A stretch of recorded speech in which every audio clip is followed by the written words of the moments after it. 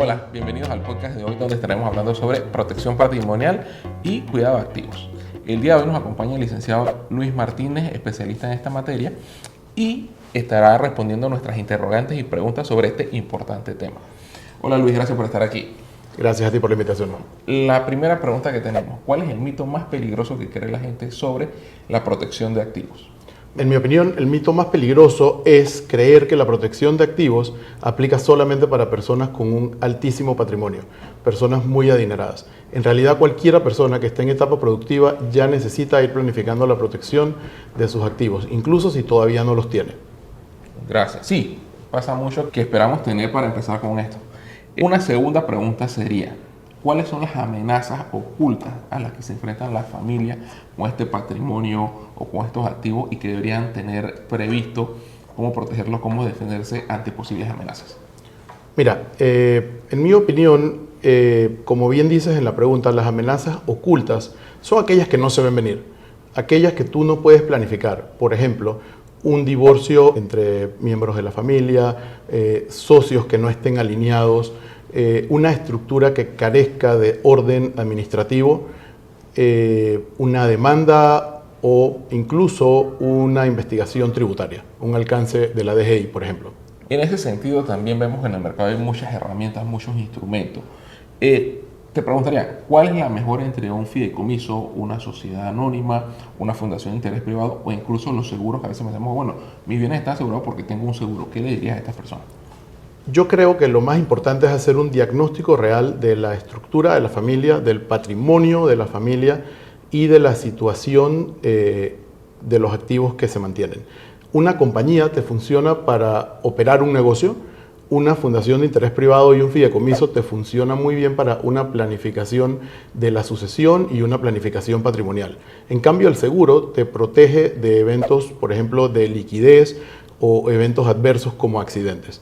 Entonces, no existe una figura que por sí sola sea la mejor ni la que recomendemos por regla general. Toca hacer un estudio pormenorizado de la situación de cada familia, de cada patrimonio y luego diseñar una estrategia individual.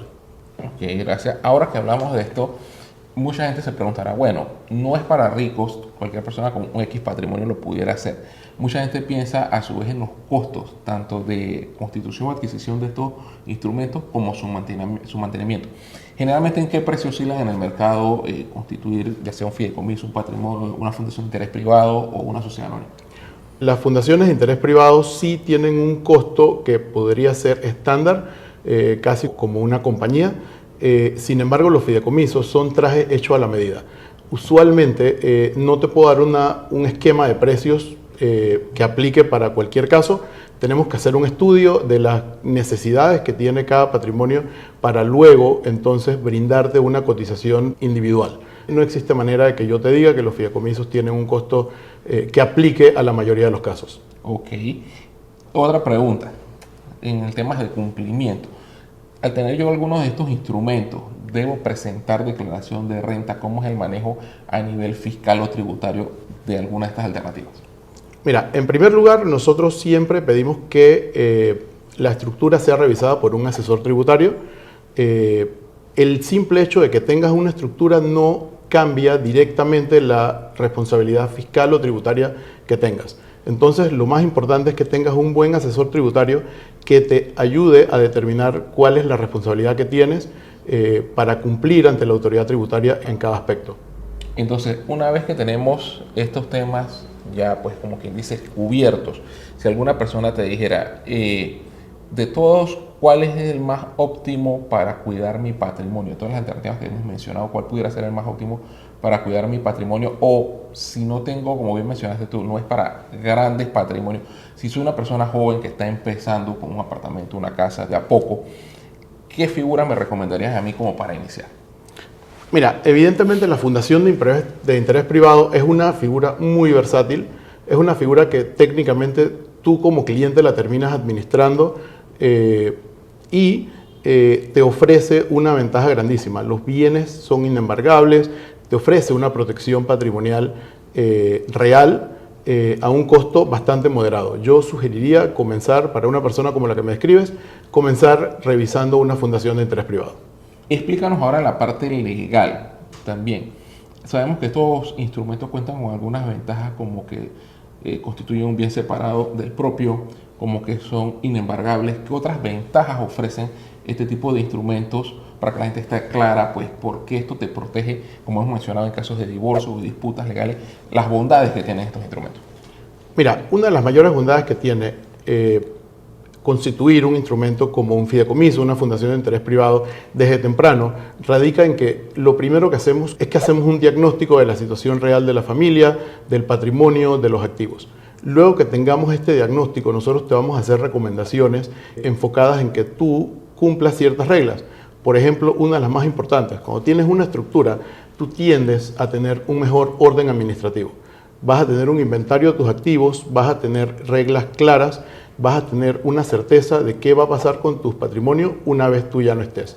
Esta es una de las mayores ventajas que dan este tipo de estructuras. Yo creo que otro de los mitos que teníamos nosotros en la cabeza era como que la mejor forma de traspasar nuestros bienes ya cuando no estemos aquí era a través de la figura de un testamento. Ahora, viendo que existen todas estas figuras, ¿me ayudan o me sirven a mí para traspasar esos bienes a mis herederos de forma ordenada en lugar de un testamento? Pero el testamento se ha quedado como rezagado, siento yo, con relación a todas estas figuras de las que nos habla hoy. Mira, a mis clientes yo nunca les recomiendo que partan por un testamento, aunque el testamento es necesario en una grandísima cantidad de casos. El problema más grande de un testamento es que va a requerir después un proceso judicial de sucesión testada. Entonces, esto implica ir a juicio, ir a la corte, y estás a las expensas entonces de un proceso que toma tiempo y es costoso. Y a la larga es incierto, vas a depender de la decisión de un juez. Nosotros sugerimos, en lo posible, tratar de dejar organizada tu sucesión con tiempo. No dejarle un problema a tus herederos. Cuando dejas un testamento, técnicamente le estás dejando una lista de tareas a tus herederos. Perfecto. Luis, ¿qué errores comete la gente comúnmente al tratar de esconder o proteger su patrimonio? Mira, yo creo que el error más grande es pensar que esconder y proteger es lo mismo. Usualmente en una estructura de protección patrimonial buscamos darle protección a tus activos, no esconderlos. Pero comúnmente los errores que vemos en la práctica son un poco desorden administrativo. Mezclar gastos personales con estructuras de la familia. Por ejemplo, utilizar testaferros indiscriminadamente, dejarse guiar por herramientas como la inteligencia artificial, o clientes que piensan que puede hacer su reglamento por ChatGPT, responder a demandas de repente sin el análisis suficiente. Entonces, un poco lo que tratamos de hacer es un buen diagnóstico desde el inicio para que ese diagnóstico te sirva como guía para que tu estructura sea administrada de una manera correcta.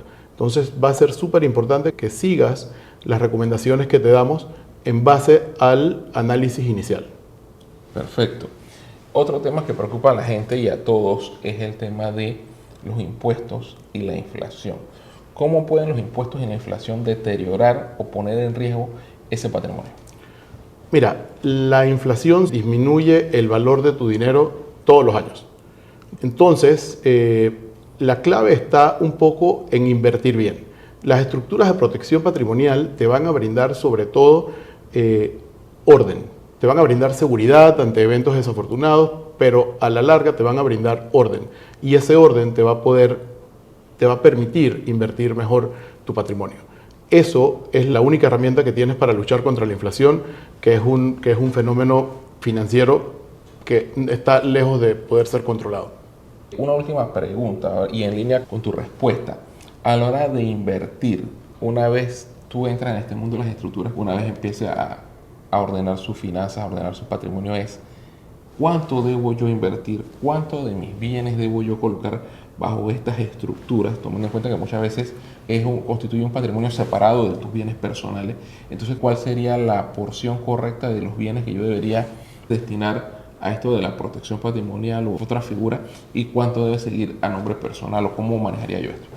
Mira, de nuevo, no existe una regla general para poder contestar tu pregunta. Va a depender muchísimo del análisis que hagamos de tu situación. Hay familias o personas que de repente están comenzando y quieren proteger sus bienes y no tienen una liquidez tan importante, entonces van a comenzar a invertir poco a poco. por regla general tú deberías invertir basado en tu apetito de riesgo. Dependiendo del apetito de riesgo que tú tengas, que sea conservador, moderado o que seas una persona bastante arriesgada, tú podrías invertir dinero que técnicamente te sobre, que no sea necesario para tu supervivencia diaria o temporal.